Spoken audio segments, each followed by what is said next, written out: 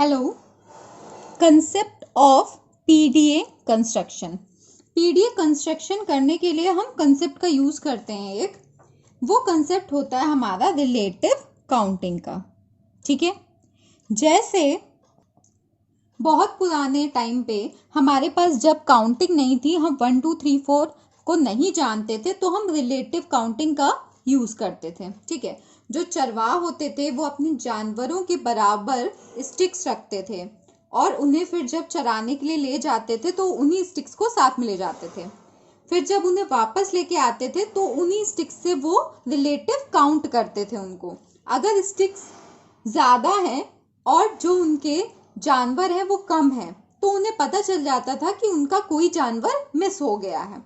अगर स्टिक्स कम है और जानवर ज्यादा है तो उन्हें पता चल जाता था कि किसी और का जानवर उनके पास आ गया है। इस तरह से वो काउंटिंग करते थे। ठीक है, उसी मेथड का हम भी यूज करेंगे रिलेटिव काउंटिंग का।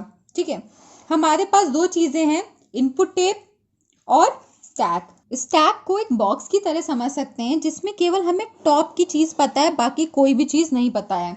एक ऐसा बॉक्स जिसमें हम केवल टॉप वाला एलिमेंट देख सकते हैं, बाकी उसके नीचे क्या है वो हम कुछ नहीं देख सकते हैं। ठीक है, तो हमें ये केवल टॉप पता है। यहाँ पे हम रीड कर रहे हैं जो करंट सिंबल को, उसको पढ़ सकते हैं। उसके आगे क्या आने वाला है उसको हम नहीं रीड कर सकते हैं, वो जब आएगा तब हम उसको देखेंगे। ठीक है, तो इस तरह से हमको रिलेटिव काउंटिंग करनी है। मान लीजिए आपको ए स्क्वायर बी स्क्वायर के लिए एक पीडीए कंस्ट्रक्ट करना है। ठीक है, ए स्क्वायर बी स्क्वायर के लिए, तो इसके लिए हमारे पास हैं दो ही चीजें, एक हमारा इनपुट टेप है, दूसरा हमारे पास स्टैक है। बस यही दो चीजें हैं। ये इनपुट टेप है जिसमें हम रीड कर सकते हैं, ये हमारा स्टैक है। ठीक है, ये दो चीजें।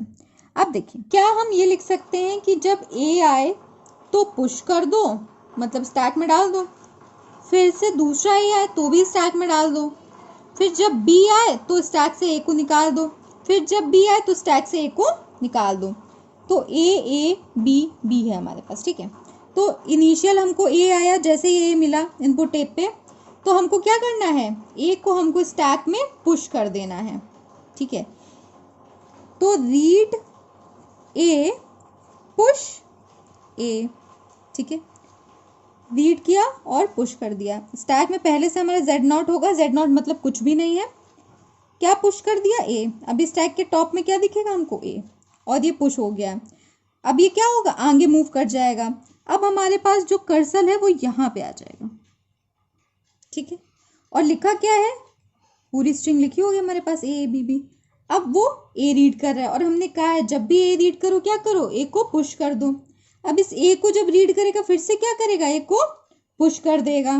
ठीक है, ए को पुश कर दिया। अब जो ये टॉप था हमारा, यहां ना हो कि अब टॉप कहां पहुंच गया हमारा, इसके पास। ठीक, अब देखिए, और ये यहां से आगे बढ़ गया होगा, बी पे पहुंच गया होगा।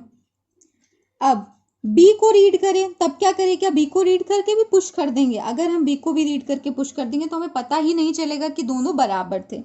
तो हम ये कर सकते हैं कि जब बी को रीड करो तो पॉप कर दो। ठीक है, तो बी को रीड करेंगे और ए को पॉप करेंगे। जब हम ऐसा करते रहेंगे तो एक टाइम ऐसा आएगा क्या, बी और ए दोनों साथ में खत्म होंगे और इसका मतलब हो जाएगा दोनों क्या थे, बराबर। अब देखिए, जब बी को रीड करेगा तो क्या करना है, पॉप। तो जैसे बी को रीड किया ये क्या हुआ, पॉप हो गया। और जब ये पॉप हुआ तो अब हमारे पास ए नहीं है, ये ए गायब हो गया। अब टॉप हमारा कहाँ पहुंच गया, वापस नीचे इस ए पे। ठीक है, और कर्सर हमारा आगे मूव कर गया इस बी के पास। अब देखिए, बी को रीड करेगा फिर से क्या करेगा, पॉप। तो जैसे बी को रीड किया फिर से क्या किया, पॉप। तो ये हमारा बाहर चला गया। ठीक है, और टॉप हमारा कहाँ आ गया, जेड नॉट पे, और कर्सर आगे मूव कर गया। ठीक, और क्या लिखा होता है, एम्प्टी, कुछ नहीं होता है आगे की सेल्स में। ठीक है, कुछ नहीं होता है।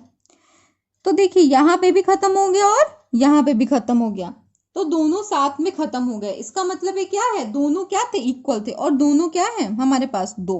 अब इसी में अगर आपको a की पावर 4 b की पावर 4 कह दे, a की पावर 8 b की पावर 8 कह दे, a की पावर n b की पावर n कह दे, तो भी आप सॉल्व कर ले जाएंगे।